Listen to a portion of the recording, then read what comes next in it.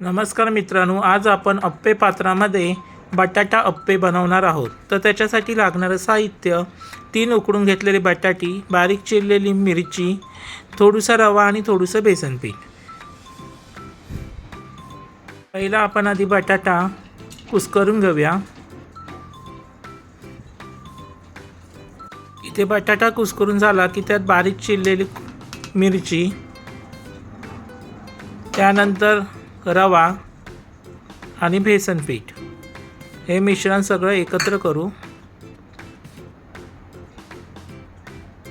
थोडंसं मीठ टाकू चवीपुरतं। नंतर ते मिश्रण थोडं पाणी घालून एकजीव करू, कारण बटाट्यामुळे ते मिश्रण थोडं घट्ट होणार। जास्त पाणी टाकायचं नाही, मध्यम पाणी हे करायचं। त्याच्यानंतर अप्पे पात्र गरम करत ठेवलं आहे, हे बघा। आता गॅस पेटू आणि अप्पे पात्र गरम करायला ठेवू। अप्पे पात्र गरम झालं की त्याच्यामध्ये थोडं तेल सोडू, हे बघा। प्रत्येक कप्प्यात थोडं तेल सोडलं की नंतर आपण ब्रशच्या साहाय्याने ते तेल सगळीकडे पसरवू।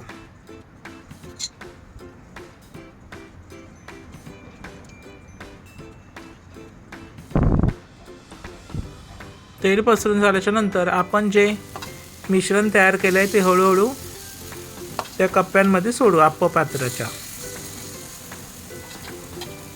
आणि गॅस कमी ठेवायचा, मध्यम ठेवायचा।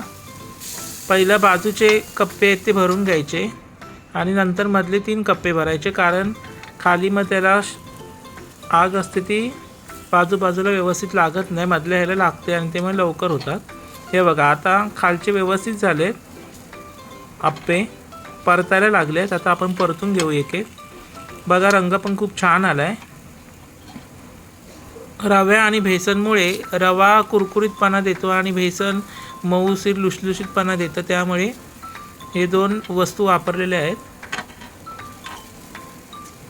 हे बघा, अप्प्यांचा रंग पण छान आला। परत एकदा झाकण ठेवू 2-3 मिनटं आणि झाकण परत काढू।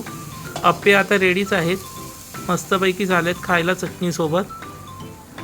तर तुम्हाला ही रेसिपी आवडली तर नक्की करून बघा, खूप छान आहेत अप्पे। हे बघा, मस्त असं चिकटत पण नाहीत, व्यवस्थित येत आहेत, परतले जात आहेत, म्हणजे व्यवस्थित झालेले आहेत अप्पे आणि खूप छान चवीला लागतात।